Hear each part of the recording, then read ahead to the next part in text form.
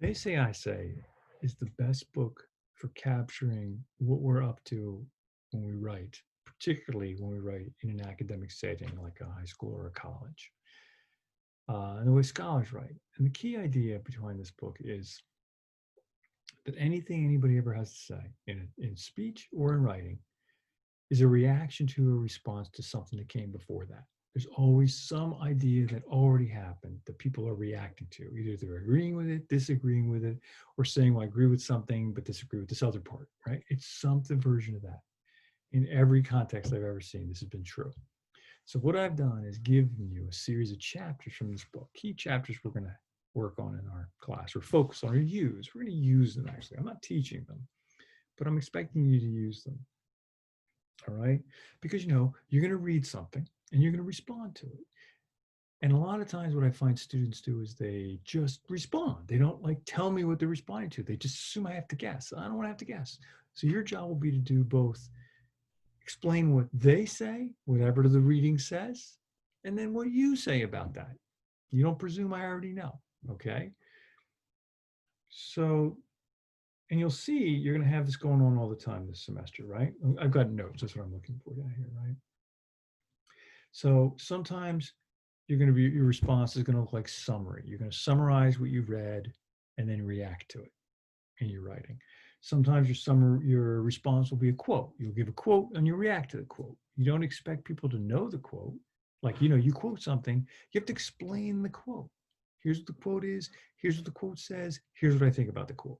All right. You want to make sure that they say is very clear and nobody has any misunderstandings. So sometimes the they say you're responding to is just an idea that you put in your own words. You know, Montesquieu makes this claim about women, and I think he's wrong because, right? And you explain what Montesquieu says, and that's one of our our readings. This term is Montesquieu, a French writer. All right. And also, sometimes you're going to be responding to what somebody else said, a fellow student. So, a fellow student makes some claim in his post or her post. You have to summarize that post. Joni says XYZ, and she says it's because of whatever reason, and then you give your ideas about it. So you see, the key is you have to say both what you heard before and what you think about what you heard. Both of those are important. Okay. So this book, these chapters will give you both ways to think about how to do that and also templates. Templates as in expressions with blanks in them where you can put in content, right? So you can borrow some of those words and use them in your own writing, and they're perfectly legal words to use. It wouldn't be plagiarism at all, right?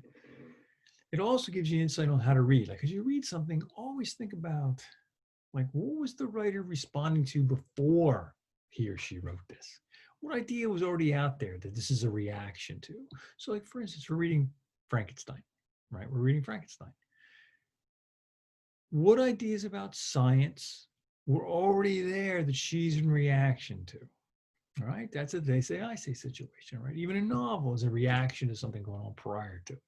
All right, I can't stress this enough. This idea that there's things that are said that writers react to. Now you're going to read stuff and you're going to react to it. So the key is you have to tell us what it is you're reacting to as well as your reaction.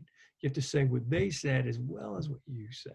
You have to tell me what Shelley, who wrote Frankenstein, says in some scene, and then what you think about what Shelley said.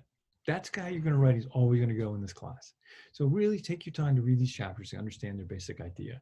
And just know that I'll constantly be looking forward to that. With everything you write to me, I'll be looking forward to seeing you do that. Even an email.